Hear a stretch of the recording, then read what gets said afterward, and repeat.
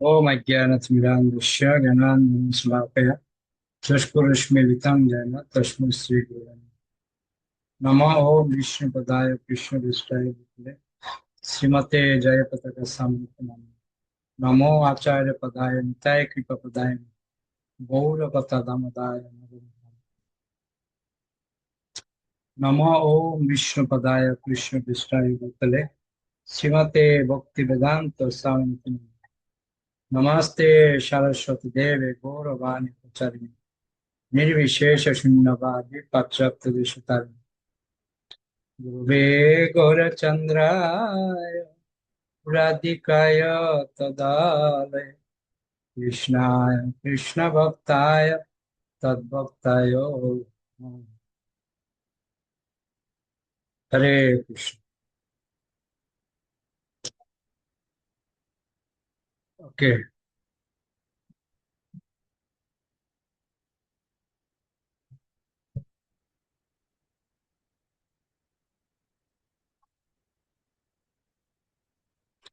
তো নির্মলা মাতা দিয়ে শুরু করুন।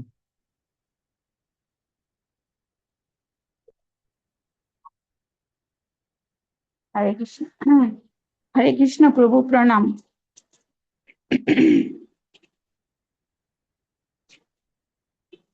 ভক্তরা ভারতীয় হরে কৃষ্ণ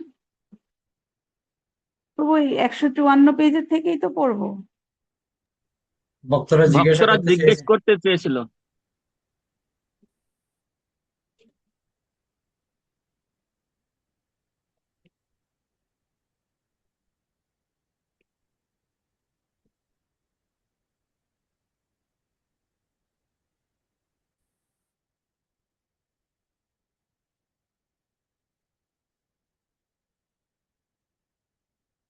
হরে একশো কৃষ্ণ।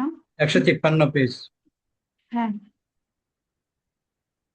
ভক্তরা জিজ্ঞেস করতে চেয়েছিল, কিন্তু আপনি যদি ফিরে না আসেন। কিন্তু সেই প্রশ্ন করতে তাদের ভয় করছিল। শ্রীকৃষ্ণ যদি স্বামীজিকে বৃন্দাবনে রেখে দেন তাহলে কি হবে? স্বামীজি যদি আর কোনোদিনও ফিরে না আসেন তাহলে কি হবে? মায়াকে প্রতিহত করে তাহলে আর বাঁচবো কি করে? স্বামীজি ইতিমধ্যে তাদের আশ্বাস দিয়েছিলেন যে যেটুকু কৃষ্ণ ভক্তি তিনি তাদের দান করেছেন তাই যথেষ্ট হবে।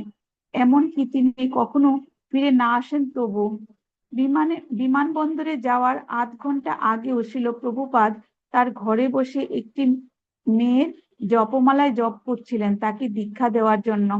তারপর ঠিক আগের মতোই তিনি তার ঘর থেকে বেরিয়ে নিচে নেমে এসেছিলেন এবং উঠানটি পেরিয়ে দোকান ঘরের মন্দিরে প্রবেশ করেছিলেন। পুরনো কার্পেটটির উপর বসে তিনি আস্তে আস্তে এবং ব্যক্তিগতভাবে বলছিলেন, আমি হয়তো যাচ্ছি, কিন্তু আমার গুরু মহারাজ এবং ভক্তিবিনোদ ঠাকুর এখানে রয়েছেন। তিনি তার গুরু মহারাজ এবং ছিল ভক্তিবিনোদ ঠাকুরের ছবিটির দিকে তাকিয়েছিলেন। আমি তাদের অনুরোধ করছি, দয়া করে তারা যেন আমার পারমার্থিক সন্তান তোমাদের দেখাশোনা করে। পিতামহরা সাধারণত ছেলে মেয়েদের পিতার থেকেও অধিক স্নেহ করে প্রতিপালন করেন, তাই ভয় পেও না। আমাদের মধ্যে ছাড়াছাড়ি হওয়ার কোনো প্রশ্নই নেই। এই শরীরটি এখানে না থাকলেও এই শব্দ তরঙ্গের মাধ্যমে আমরা একসঙ্গে থাকবো। এই জড়দেহটি নিয়ে কি আসে যায়? হরে কৃষ্ণ মহামন্ত্র কীর্তন করে যাও, তাহলে আমরা একসঙ্গে থাকবো। তোমরা এখানে কীর্তন করবে, আমি ওখানে কীর্তন করব, আর এই শব্দ তরঙ্গ এই গ্রহের চারদিকে আবর্তিত হতে থাকবে। কয়েকজন ভক্ত ছিল প্রভুপাদের সঙ্গে ট্যাক্সিতে গিয়েছিলেন। ব্রহ্মানন্দ ড্রাইভারের পাশে সামনের আসনে বসেছিল। রায়রাম আর কীর্তনানন্দ পিছনের আসনে ছিল প্রভুপাদের পাশে বসেছিল। প্রভুপাদ বলেছিলেন, কীর্তনানন্দ যখন বৃন্দাবন দেখবে তখন সে বুঝতেই পারবে না আমি কিভাবে সেই ধাম ত্যাগ করে এখানে এলাম।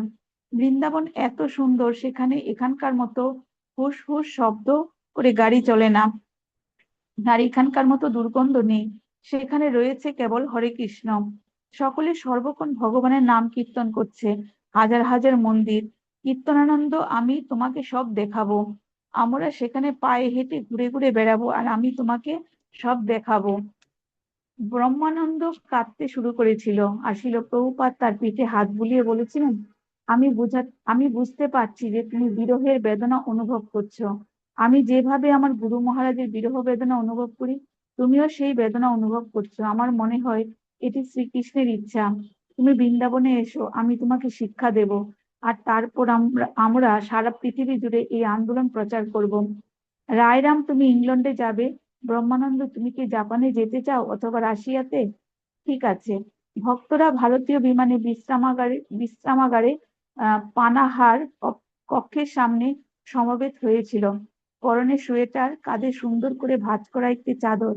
প্রভুপাদ একটি চেয়ারে বসেছিলেন। তার শিষ্যরা তার পায়ের যত কাছাকাছি সম্ভব বসেছিল। প্রায় 2 বছর আগে তিনি যখন নিউ ইয়র্কে এসেছিলেন, তখন যেমন তার হাতে একটি ছাতা ছিল, এখনই সেই রকম একটি ছাতা তার হাতে। যদিও তিনি ক্লান্ত ছিলেন, তবু তার মুখ এক উজ্জ্বল হাসিতে উদ্ভাসিত ছিল। দেওয়ালে আঁকা কলসি মাথায় একটি ভারতীয় মেয়ের ছবি দেখে তিনি নবাগত যে মেয়েটি তার স্বামীর হংসদূতের সঙ্গে মন্ট্রিয়লের ইস্কন কেন্দ্রে যোগ দিতে যাচ্ছিলেন তাকে বললেন, হৈমবতী, তুমি কি ভারতে গিয়ে ওই মেয়েটির মতো কিভাবে মাথায় কলসি বহন করতে হয় তা শিখতে চাও? সে বলেছিল, হ্যাঁ হ্যাঁ, আমি যেতে চাই। শিল প্রভুপাদ বলেছিলেন, হ্যাঁ, একদিন আমরা সকলেই যাব। কীর্তনানন্দ তার সঙ্গে ব্যাটারি দিয়ে চালানো যায় এমন একটি ছোট্ট রেকর্ড প্লেয়ার এবং দুটি হরে কৃষ্ণ মন্ত্রের রেকর্ড নিয়ে এসেছিলেন। শিল প্রভুপাদ তাকে বলেছিলেন, কীর্তনানন্দ, তুমি এই রেকর্ডটি বাজাও, তাহলে এদের সকলেরই ভালো লাগবে। কীর্তনানন্দ খুব আস্তে আস্তে সেই রেকর্ডটি বাজিয়েছিল, আর তার শব্দ পানাহার কক্ষের লাউঞ্জে মানুষগুলির দৃষ্টি আকর্ষণ করেছিল। শিল প্রভুপাদ বলেছিলেন, আরেকটু জোরে বাজাও। তখন কীর্তনানন্দ তার আওয়াজ বাড়িয়ে দিয়েছিল। প্রভুপাদ তখন সেই সঙ্গীতের তালে তালে মাথা নাড়ছিল। অচিরেই ভক্তরা সেই রেকর্ডের সঙ্গে সঙ্গে গুনগুন করে গান করতে শুরু করেছিল এবং অবশেষে তা এক উচ্চ সমবেত সঙ্গীতে পরিণত হয়েছিল। কীর্তনানন্দ, ব্রহ্মানন্দ এবং অন্য ভক্তরা কাঁদতে শুরু করেছিল। তারপর বিমানে উঠার সময় হলো। ছিল প্রভুপাদ তার শিষ্যদের আলিঙ্গন করছিলেন, যারা সারিবদ্ধভাবে দাঁড়িয়েছিল, এবং একে একে তারা প্রভুপাদের কাছে গিয়ে তাকে আলিঙ্গন করছিল। আর তারপর তিনি মেয়েদের মাথায় হাত দিয়ে আশীর্বাদ করেছিলেন। মুন্ডিত মস্তক এবং একটি কালো স্যুট পরিহিত কীর্তনানন্দ সহ শিল প্রভুপাদ ধীরে ধীরে দরজার দিকে এগিয়ে গেলেন। তিনি যখন দৃষ্টির অন্তরালে চলে গেলেন, তখন ভক্তরা প্রস্থানোদ্যত বিমানটিকে শেষবারের মতো দেখার জন্য দৌড়ে পর্যবেক্ষণ ডেকের দিকে গেল। ভক্তরা যখন পর্যবেক্ষণ ডেকের দিকে ছুটে যাচ্ছিলেন, তখন বিমানবন্দরে বিমানে উঠানামার বিস্তৃত স্থান ধৌত করে ঝিরঝিরে করে বৃষ্টি পড়ছিল। নিচে ছিল প্রভুপাদ, আর কীর্তনানন্দ তখন বিমানের দিকে হেঁটে যাচ্ছিলেন। চারপাশের লোকেরা কি মনে করবে সেই বিচার হারিয়ে ভক্তরা চিৎকার করতে লাগলো। প্রভুপাদ পিছন ফিরে তাদের দিকে হাত নাড়াতে লাগলেন। তিনি বিমানের সিঁড়ি বেয়ে উঠলেন এবং দরজার সামনে দাঁড়িয়ে পিছন ফিরে আবার হাত নাড়লেন। তারপর বিমানটির ভিতরে ঢুকে গেলেন। বিমানের সিঁড়িটি যখন সরিয়ে নেওয়া হলো, তখন ভক্তরা উন্মাদের মতো কীর্তন করছিল। তারপর দরজাটি বন্ধ হয়ে গেল এবং প্লেনটি চলতে শুরু করলো। বিমানটি বেড়ার ধার ঘেঁষে দাঁড়িয়েছিল, কিন্তু জেট বিমানের গরম ধোঁয়া পায়ে লাগায় তাদের পিছিয়ে আসতে হলো। প্রচন্ড গর্জন করতে করতে ভারতীয় জেট বিমানটি রানওয়ের দিকে এগিয়ে যেতে লাগলো। ভক্তরা হরে কৃষ্ণ মহামন্ত্র কীর্তন করে যাচ্ছিল, যতক্ষণ পর্যন্ত না বিমানটি মাটি থেকে উঠে আকাশের বুকে একটি ছোট্ট বিন্দুতে পরিণত হয়ে অবশেষে অদৃশ্য হয়ে গেল। নতুন দিল্লি, 25শে জুলাই 1967। বিমান থেকে নামার পর যে গরম আবহাওয়া তাদের স্বাগত জানিয়েছিল, তা প্রভুপাদের ভালো লেগেছিল। এই জন্যই তিনি ফিরে এসেছেন। বিমানবন্দরের টার্মিনালে মাথার উপরে পাখাগুলো ঘরের গুমোট হাওয়া সঞ্চালিত করছিল, আর প্রভুপাদ তখন কীর্তনানন্দের সঙ্গে একটি সারিতে দাঁড়িয়েছিলেন পাসপোর্ট আর শুল্কপত্রাদি পরীক্ষা করবার জন্য। অভিবাসন এবং শুল্ক বিভাগের কক্ষটির বাইরে যাত্রীদের বন্ধু বান্ধব এবং আত্মীয় স্বজনেরা হাত নাড়ছিল এবং নাম ধরে ডাকছিল। তাদের মালপত্র নিয়ে সেখান থেকে বেরিয়ে তারা রাস্তার ধারে এসে দাঁড়ালেন। প্রভুপাদ যদিও তাদের গায়ে সোয়েটারটি খুলে ফেলেছেন, কিন্তু কীর্তনানন্দ সেই গরমের মধ্যেও তার কালো উলের স্যুটটি পরে দাঁড়িয়েছিল। তখন রাত 2টো বাজে। চারপাশে যাত্রীরা তাদের প্রিয়জনের সঙ্গে সাক্ষাতের জন্য উদ্বেল হয়ে পরস্পরকে আলিঙ্গন করছিল। কারো কারো গলায় ফুলের মালা দিচ্ছিল এবং তারপর তাদের গাড়ি অথবা ট্যাক্সিতে উঠতে সাহায্য করছিল। কিন্তু প্রভুপাদকে স্বাগত জানাতে সেখানে তখন কেউই আসেনি।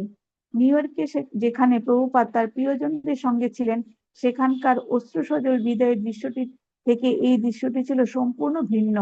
এখানে তার প্রিয় শিষ্যদের দ্বারা পরিবৃত হওয়ার পরিবর্তে প্রভুপাদকে ঘিরে দাঁড়িয়েছিল একদল ট্যাক্সিওয়ালা ও কুলি, যারা তার মাল বহন করে কয়েকটি টাকা রোজগারের জন্য ছুটে এসেছিল। হিন্দিতে প্রভুপাদ একজন ট্যাক্সিওয়ালাকে বলেছিল তাদের পুরাতন দিল্লিতে ছিপিওয়াদায় নিয়ে যেতে। ট্যাক্সি চালক তাদের মালপত্র গাড়ির পিছনে তুলে নিয়েছিল এবং তার শিষ্যসমূহ প্রভুপাদ ট্যাক্সিটির পেছনে আসনে উঠে বসেছিলেন। ওকে ওকে। ছোট্ট হরে কৃষ্ণ। কিরকম আমেরিকাতে প্রবাদের পিছনে কত শিষ্য, আর এখানে কেউ নেই। কিরকম দৃশ্য দেখুন। ওকে, তুমি মাতাজি বলুন।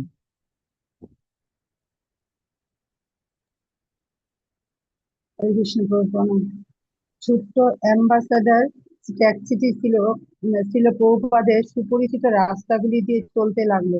রাত্রিবেলা রাস্তায় খুব একটা যানবাহন ছিল না। মাঝে মাঝে একটি ট্যাক্সি বা স্কুটার রিক্সা দেখা যাচ্ছিল। অধিকাংশ রাস্তাই ছিল জনশূন্য এবং নিস্তব্ধ। দোকানগুলি বন্ধ। মাঝে মাঝে কেবল দু একটি গরু বা মানুষকে রাস্তার পাশে শুয়ে থাকতে দেখা যাচ্ছিল।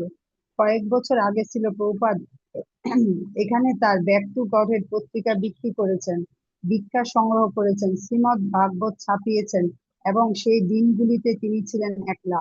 তার কোন রকম আর্থিক সঙ্গতি ছিল না বা থাকবার জায়গা ছিল না। প্রভু শ্রীকৃষ্ণের উপর সম্পূর্ণভাবে নির্ভর করে তিনি সুখী ছিলেন। ভারতের নেতারা বৈদিক সংস্কৃতি বর্জন করে পাশ্চাত্যের অন্ধ অনুকরণ করেছিল। কিছু ভারতীয় যদিও বৈদিক সংস্কৃতি অনুসরণ করেছেন বলে দাবি করেছিলেন, কিন্তু তাদের প্রায় সকলেই কতগুলি জগা খিচুড়ি মতবাদের দ্বারা প্রভাবিত হয়ে শ্রীকৃষ্ণকে পরমেশ্বর ভগবান বলে স্বীকার করেছিলেন না। পাশ্চাত্য জগতে বৈদিক সংস্কৃতি রোপণ করার জন্য তাকে সেখান থেকে চলে যেতে হয়েছিল। তিনি পূর্বতন আচার্যদের ভাবধারা কঠোরভাবে আঁকড়ে ধরেছিলেন এবং তার বিশ্বাস সত্যে পরিণত হয়েছিল। কৃষ্ণ ভাবনামৃত প্রচারের জন্য পাশ্চাত্য ছিল সত্যি একটা উর্বর ক্ষেত্র। ট্যাক্সিটি যখন পুরাতন দিল্লির চৌরি বাজার অঞ্চল দিয়ে যাচ্ছিল, তখন প্রভুপাদ ছাপার সরঞ্জাম এবং কাগজের দোকানগুলি দেখলেন, কিন্তু রাত্রিবেলা সেগুলি বন্ধ। দিনের বেলা যে ঠেলাগাড়ির ভিড় সেখানে থাকে, এখন তা নেই। তবে কয়েকজন ঠেলাওয়ালা রাস্তার পাশে তাদের গাড়িতে ঘুমাচ্ছিলেন। সকালে ঘুম থেকে উঠে তারা রাস্তার পাশে নলকূপের জলে স্নান করবে এবং তাদের দৈনন্দিন মুখ বোয়ার কাজ শুরু করবে। ছিল প্রভুপাদ যখন তার শ্রীমদ ভাগবতের প্রথম খণ্ডগুলি ছাপা দেখাশোনা করেছিলেন, তখন তিনি প্রতিদিন এই রাস্তা দিয়ে হেঁটে যেতেন, কাগজ কিনতেন, মুদ্রকের কাছ থেকে প্রুফ সংগ্রহ করতেন এবং প্রুফ সংশোধন করে সেগুলি ফেরত দিয়ে আসতেন। তার ভাগবতের প্রথম স্কন্ধের অনুবাদ সফল হয়েছে। চৌরিবাজার থেকে আরো কতগুলি রাস্তা অতিক্রম করে প্রভুপাদ চিটুয়াদার সংকীর্ণ গলিতে এসে পৌঁছালেন। সেখানে ল্যাম্প পোস্ট গুলির জন্য গাড়ি ঢুকতে পারে না। ট্যাক্সিওয়ালা একটি জনশূন্য রাস্তায় ট্যাক্সি থামিয়ে তার ভাড়া চাইল। প্রভুপাদ তার পকেট থেকে 40টি টাকা বার করলেন। 1965 সালে আমেরিকা যাওয়ার সময় সেই 40টি টাকা তিনি সঙ্গে করে নিয়ে গিয়েছিলেন। ট্যাক্সিওয়ালা সেই 40টি টাকাই পকেটস্থ করে জানালো যে সেটি হচ্ছে ন্যায্য ভাড়া। প্রভুপাদ প্রতিবাদ করেছিলেন ট্যাক্সির ভাড়া তার অর্ধেক হওয়া উচিত নয়। হিন্দিতে প্রভুপাদ প্রতিবাদ করেছিলেন, কিন্তু চালকটি একটি পয়সাও ফিরিয়ে দিতে চাইল না। প্রভুপাদ জানতেন যে এত রাতে পুলিশ ডাকা যাবে না। অবশেষে, যদিও সেটি ডাকাতি ছাড়া আর কিছু ছিল না, তবু প্রভুপাদ সেই ট্যাক্সিওয়ালাটিকে ছেড়ে দিলেন। প্রভুপাদ বলেছিলেন সেই লোকটি আমাকে ঠকিয়েছিল। তাদের মালপত্র নিয়ে তিনি এবং কীর্তনানন্দ একটি সরু গলি দিয়ে কিছুটা পথ হেঁটে চিটুয়াদার রাধাকৃষ্ণ মন্দিরের দরজায় এসে উপস্থিত হয়েছিলেন। বাড়িটি তখন তালাবদ্ধ ছিল। জোরে জোরে দরজায় আঘাত করে প্রভুপাদ শ্রীকৃষ্ণ পণ্ডিতের নাম ধরে ডাকতে লাগলেন। অবশেষে একজন লোক বেরিয়ে এলো এবং প্রভুপাদকে চিনতে পেরে ভেতরে প্রবেশ করতে দিল। লোকটি তাদের উপর তলায় নিয়ে গিয়ে প্রভুপাদের ঘরের দরজা খুলে দিল। প্রভুপাদ ঘরের আলো জ্বালালেন। সেই ঘরটি ছিল আসবাবপত্র বিহীন এবং ধুলাচ্ছন্ন, আর উপরের ছাদ থেকে ঝুলানো বালবুটির আলো ছিল অত্যন্ত তীব্র। ঘরের মধ্যে ছিল 3 ফুট উঁচু একটি সিমেন্টের গম্বুজ। সেটি ঘোষণা করছিল যে তার ঠিক নিচেই রয়েছে শ্রী শ্রী রাধাকৃষ্ণের বিগ্রহ। কেউ যাতে শিব বিগ্রহের মাথার উপর পদক্ষেপ করার অপরাধ না করে, সেই জন্য এই ব্যবস্থা। দেয়ালে সংলগ্ন একটি আলমারিতে ছিল ছাপানো শ্রীমদ্ ভাগবতের পৃষ্ঠা, শ্রীমদ্ ভাগবতের মলাট এবং ভক্ত সঙ্গে সদস্য হওয়ার সদস্যপত্র। প্রভুপাদ যেভাবে সবকিছু রেখে গিয়েছিলেন, সেগুলি তখনও ঠিক সেভাবেই ছিল। ছিল প্রভুপাদ কীর্তনানন্দকে বলেছিলেন, এই ঘরে আমি শ্রীমদ্ ভাগবত অনুবাদ করেছি এবং তার ভাষ্য রচনা করেছি। এইখানে আমি ঘুমোতাম, আর এইখানে ছিল আমার কুকার আর টাইপরাইটার। আমি টাইপ করতাম, রান্না করতাম, ঘুমোতাম এবং আবার টাইপ করতাম। তারপরে ক্লান্ত হয়ে পড়লে ঘুমোতাম। স্বামীজি যে এই রকম একটি স্থানে এত দারিদ্র্যের মধ্যে ছিলেন, সেই কথা ভেবে কীর্তনানন্দ অত্যন্ত মর্মাহত হয়েছিল। সেই জায়গাটি যথেষ্ট পরিষ্কারও ছিল না। কীর্তনানন্দ যদিও উলের স্যুটটি পরে খুব অস্বস্তি বোধ করেছিল এবং ভাবছিল কখন সে সেটি খুলে ফেলবে, তবু সে স্বামীজির জন্য একটি পাতলা তোশক জোগাড় করে এনেছিল। দুজন আয়ুর্বেদিক বৈদ্য তাকে দেখতে এসেছিলেন। তারা দুজনেই স্বীকার করেছিলেন যে স্বামীজি হৃদরোগে আক্রান্ত হয়েছিলেন, কিন্তু বিপদ কেটে গেছে। তারা তাকে ওষুধ দিয়েছিলেন এবং নিয়মিতভাবে আহার করতে, বিশ্রাম করতে এবং কাজ করতে উপদেশ দিয়েছিলেন। শ্রীকৃষ্ণ পণ্ডিত এসেছিলেন তার সঙ্গে বসে কথা বলার জন্য এবং শ্রীল প্রভুপাদ তাকে আমেরিকায় তার সাফল্যের কথা এবং নিউ ইয়র্ক ও সান ফ্রান্সিসকোতে তার শিষ্যদের কথা বলেছিলেন। প্রভুপাদ শ্রীকৃষ্ণ পণ্ডিতকে তার রেকর্ডটি বাজিয়ে শুনিয়েছিলেন এবং তা শুনবার জন্য মন্দিরে অন্যান্য ঘরগুলি থেকে উৎসাহী মানুষেরা উৎসুকভাবে সেখানে এসে সমবেত হয়েছিল। 6 দিন দিল্লিতে থাকার পর 1লা আগস্ট প্রভুপাদ বৃন্দাবনে গিয়েছিলেন। সেখানে রাধা দামোদর মন্দিরে তার পুরনো ঘরে গিয়েছিলেন। বৃন্দাবনে মাত্র 1 দিন থাকার পর তার স্বাস্থ্য কিছুটা ভালো হয়ে ওঠে এবং তখন তিনি আমেরিকা ফিরে যাওয়ার পরিকল্পনা করতে শুরু করেন। তিনি তার ভক্তদের আমার প্রিয় শিষ্যরা বলে সম্বোধন করে লেখেন, আমি সর্বক্ষণ তোমাদের কথাই চিন্তা করছি। দিল্লিতে প্রভুপাদ ব্রহ্মানন্দের কাছ থেকে একটি চিঠি পেয়েছিলেন। তাতে সে জানিয়েছিল যে ম্যাকমিলান কোম্পানি তার ভগবদ্গীতা ছাপাতে আগ্রহী। বৃন্দাবন থেকে প্রভুপাদ ব্রহ্মানন্দকে লিখেছিলেন যে এক্ষুনি সে যেন তার হয়ে একটি চুক্তিপত্র সই করে। প্রভুপাদ বিবেচনা করেছিলেন যে তিনি ব্যক্তিগতভাবে জাপানে কিংবা ভারতবর্ষে ছাপাবেন অথবা ম্যাকমিলানের জন্য অপেক্ষা করবেন। ম্যাকমিলানের মাধ্যমে ছাপালে যে সম্মান এবং আর্থিক সুবিধা হবে, সেই কথা তিনি বিবেচনা করেছিলেন না। তার একমাত্র বিবেচনা ছিল যত শীঘ্র সম্ভব ছাপাতে হবে। প্রভুপাদ তখন অত্যন্ত দুর্বল। কীর্তনানন্দ যদিও বৃন্দাবনে গ্রীষ্মের উত্তাপে ক্লান্ত এবং অবসন্ন হয়ে পড়েছিল, তবুও সে প্রভুপাদকে নিয়মিতভাবে মাসাজ করছিল এবং তার দেখাশোনা করছিল। আর প্রভুপাদ তার নবীন কৃষ্ণ ভাবনামৃত আন্দোলন সম্বন্ধে একের পর এক উচ্চ আকাঙ্ক্ষা সমন্বিত পরিকল্পনা করে যাচ্ছিলেন। তিনি বলতেন, শ্রীমদ্ ভাগবতের কয়েকটি খণ্ড ছাপাবার জন্য প্রস্তুত হয়ে আছি। ম্যাকমিলান যদি সেগুলি ছাপাতে রাজি হয় এবং তার ছেলেরা যদি তার হয়ে কাজটি করতে পারে, কত কিছু করার ছিল। তিনি চেয়েছিলেন যে অক্টোবর মাসেই ফিরে গিয়ে ব্যক্তিগতভাবে সবকিছু দেখাশোনা করবেন। সেখানকার তাপমাত্রা তখনও 110 ডিগ্রি বেশি। প্রভুপাদ এবং কীর্তনানন্দকে ঘরের দরজা জানালা বন্ধ করে পাখা চালিয়ে ভেতর থাকতে হতো। কীর্তনানন্দের পক্ষে যদিও কোনো কিছু করা অসম্ভব হয়ে দাঁড়িয়েছিল, কিন্তু প্রভুপাদের কাছে সেই তাপ অসহ্য ছিল না এবং তিনি বলতেন যে এই তাপের ফলে তার স্বাস্থ্য ভালো হচ্ছে। তারপর 1 সপ্তাহ পর বর্ষা শুরু হলো এবং তাপমাত্রা কমে গেল। ওকে ওকে 28 আগস্ট ওকে। কৃষ্ণ প্রভুপাদ। অসীমবাবু হাত তুলেছিলেন নাকি, করবেন? হ্যাঁ হ্যাঁ বাবু। শুরু করুন।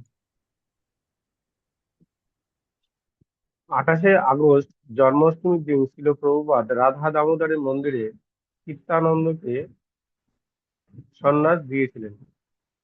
ছিল প্রভুপাদের প্রথম সন্ন্যাস শিষ্য কীর্তনানন্দের নাম হলো কীর্তনানন্দ স্বামী। অধিকাংশ ক্ষেত্রে 50 বছর বয়সের পরেই সন্ন্যাস গ্রহণ করা হয়, কিন্তু তিনি সেই ধরনের মানুষ খুঁজছিলেন যে তার সমস্ত শক্তি ব্যয় করবে শুধু প্রচারের কাজে, এবং সন্ন্যাসীরাই চিরাচরিতভাবে এই কাজ করে আসছেন। কৃষ্ণ ভবনামৃত আন্দোলনকে শক্তিশালী করবার জন্য এই ধরনের সন্ন্যাসীর প্রয়োজন ছিল। শিক্ষার সময় শ্রীকৃষ্ণের জন্মতিথি উপলক্ষে সেখানে শত শত ভক্ত উপস্থিত হয়েছিল এবং অনেকেই সেই নবীন সন্ন্যাসীকে অভিনন্দন জানাতে এসেছিল। অনেকে বলেছিল যে তাকে দেখতে ঠিক চৈতন্য মহাপ্রভুর মতন লাগবে। শিল প্রভুপাদ লিখেছিলেন, আরো অধিক উদ্যম এবং সাফল্যের সঙ্গে প্রচার করবার জন্য সে অচিরেই আমেরিকায় ফিরে যাবে। ইতিমধ্যে সেই এই শ্বেতাকায় সন্ন্যাসীর সহায়তায় আমি এখানে ভক্তি সংগ্রহ করবার একটু চেষ্টা করব। সেপ্টেম্বর মাসের প্রথম দিকে অচ্যুতানন্দ দিল্লিতে এসে পৌঁছেছিল। একজন হিন্দু ভদ্র মহিলা তাকে 5 টাকা দিয়েছিল এবং সে মথুরায় যাওয়ার একটি ট্রেনে চেপে বসেছিল। সেখানে সে কেশবজি গৌড়ীয় মঠের সন্ধান পেয়েছিল। শিল প্রভুপাদের এক বন্ধু শ্রীপদ নারায়ণ মহারাজ অচ্যুতানন্দের ভার গ্রহণ করেছিলেন। তারপর 1959 সালে প্রভুপাদ যে হলঘরটিতে সন্ন্যাস নিয়েছিলেন সেটি দেখিয়েছিল। তাকে এক বৃদ্ধ ভদ্রলোকের সঙ্গে বাসে করে বৃন্দাবনে পাঠিয়েছিলেন। সেই ভদ্রলোকটির সহায়তায় একটি রিক্সা করে অচ্যুতানন্দ রাধা দামোদর মন্দিরে এসে পৌঁছেছিল। শ্রী প্রভুপাদের ঘরে গিয়ে অচ্যুতানন্দ ভূমিষ্ঠ হয়ে তাকে প্রণতি নিবেদন করেছিল। প্রভুপাদ বলেছিল, ওহ, তুমি এসে গেছো। অচ্যুতানন্দ শিল প্রভুপাদের দিকে তাকিয়ে দেখছিল যে তার মুখ 4 দিনে না কামানো দাড়ি এবং পরনে কেবল একটি মাত্র কাপড়। প্রভুপাদ হাসছিলেন এবং তাকে দেখে মনে হচ্ছিল যে তার স্বাস্থ্য এখন অনেক ভালো। কীর্তিদানন্দ স্বামীও অচ্যুতানন্দকে স্বাগত জানিয়েছিলেন এবং তাকে তার নতুন দ্বন্দ্বটি দেখিয়েছিলেন। বৃন্দাবনে স্বামীজি সম্বন্ধে অচ্যুতানন্দের সবচেয়ে অদ্ভুত লেগেছিল তার সরল জীবনযাপন। তিনি নিউ ইয়র্কে যদিও একটি সাধারণ সন্ন্যাসীর পোশাকে পরতেন, কিন্তু তবুও তার হাবভাব ছিল সব সময় রাজকীয়। সেখানে তিনি ছিলেন গুরু, কিন্তু বৃন্দাবনে তিনি অত্যন্ত সরল এবং বিনীত জীবনযাপন করছিলেন। একবার যিনি যখন তার হাত ধোয়ার জন্য বারান্দায় বসেছিল, তৎক্ষণাৎ তার সারা শরীর মাছিতে ভরে গিয়েছিল।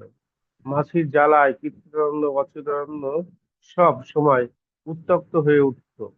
সেই সময়টা ছিল বর্ষার সময়, কিন্তু প্রভুপাদ যেন তাদের গ্রাহ্যই করতেন না এবং নির্বিকার চিত্তে তিনি তার হাত ধুয়ে যেতে লাগলেন। কীর্তনানন্দ অচ্যুতানন্দ বুঝতে পেরেছিল যে স্বামীজি বৃন্দাবন আর 5 জন বাবাজির মতন ছিলেন না, তার মতন কেউ ছিল না।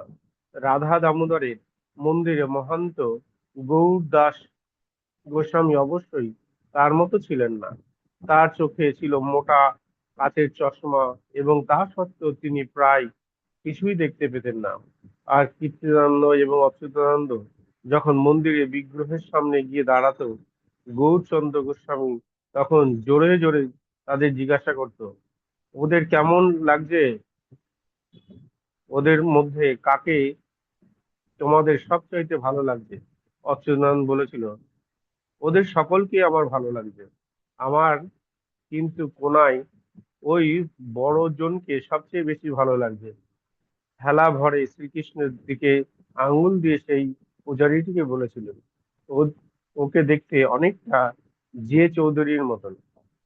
স্বামীজির ছেলেরা পরস্পরের মুখ চাওয়া চাওয়ি করছিল, এই লোকটি কি রকম, এবং তারপর স্বামীজির কাছে গিয়ে সেই কথা বলেছিল। স্বামীজি তাদের বুঝিয়েছিলেন, এরা হচ্ছে জাত গোস্বামী। রাধা দামোদর মন্দিরের প্রতিষ্ঠাতা জীব গোস্বামী প্রমুখ প্রকৃতি গোস্বামীরা শ্রীবিগ্রহের সেবায় কাজে গৃহস্থদের নিযুক্ত করেছিলেন, আর এই জাত গোস্বামীরা হচ্ছে সেই গৃহস্থ পূজারীর বংশধর। প্রভুপাদ তাদের বুঝিয়েছিলেন যে জাত গোস্বামীরা হচ্ছে এখন মন্দিরগুলির মালিক এবং তার পরিবার প্রতিপালনের জন্য অর্থ সংগ্রহ করবার উদ্দেশ্যে ব্যবসার মতনই মন্দিরে দেখাশোনা করছে এবং শ্রী বিগ্রহের পূজা করছে।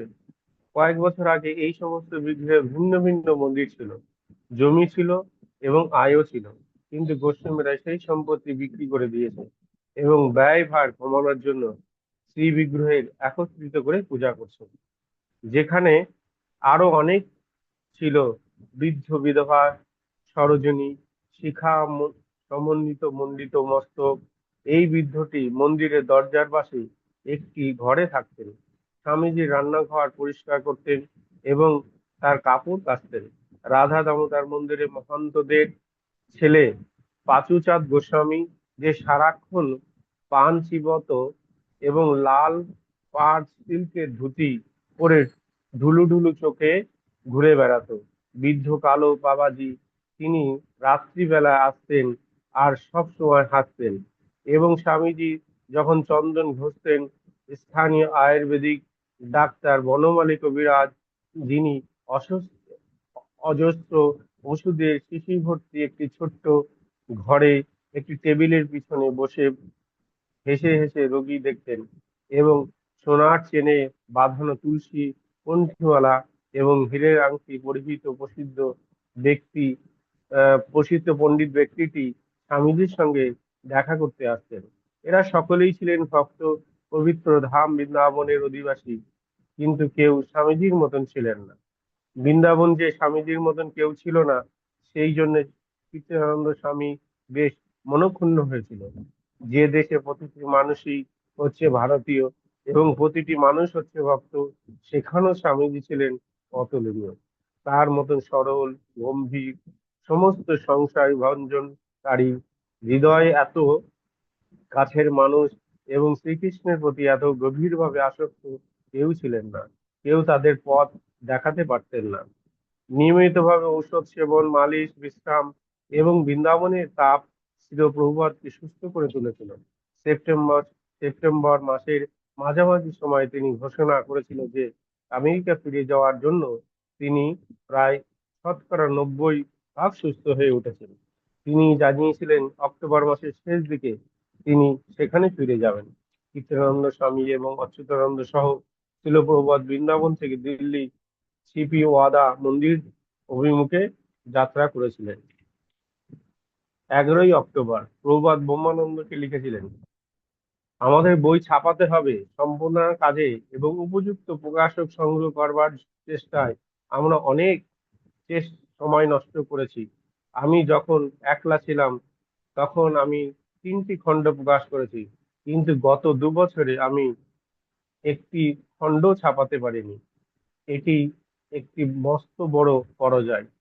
তোমার মতন 2-1 ঐকান্তিক ছেলে যদি থাকে আর আমরা যদি আরো গ্রন্থ প্রকাশ করতে পারি, তাহলে আমাদের এই প্রতিষ্ঠান বিপুল সাফল্য অর্জন করবে। ঐকান্তিক ভাবে আগ্রহী একজন মানুষকে নিয়ে আমি একটি গাছের নিচে থাকতে প্রস্তুত এবং তাহলে আমার সমস্ত রোগ সেরে যাবে। ওকে স্বামী যে শীঘ্রই ওকে ওকে হরে কৃষ্ণ। আশা করি দেখলেন প্রপাত শারীরিক কন্ডিশন খারাপ হওয়া সত্ত্বেও কিভাবে প্রচারের জন্য চিন্তা করছেন, আমেরিকাতে যাওয়ার জন্য উঠে পড়ে লেগেছে। এটাই হচ্ছে সবচেয়ে আকর্ষণ প্রপাতের। আর 3জন ব্যক্তি, ব্রহ্মানন্দ, অচ্যুতানন্দ আর আর কীর্তনানন্দ হচ্ছে কীর্তনানন্দ, সব নন্দ। আর প্রভুপাদের সব থেকে প্রিয় ছিল এরা। ওকে, অনেক ধন্যবাদ। আমরা আস্তে আস্তে এগোচ্ছি। ইন্টারেস্টিং পর্ব চলছে এখন, ভালো। প্রভুপাদের বৃন্দাবন দর্শন, এবার আমেরিকার চিন্তাধারা। ওকে, বৈশ্য প্রণাম। বাঞ্ছা কল্পতরুভ্যশ্চ কৃপা সিন্ধুভ্যেব চ পতিতানাং পাবনেভ্যো বৈষ্ণবেভ্যো নমো নমঃ। বৈশ্য বৃন্দা কি যায়, নিতাই গৌর প্রেমানন্দে।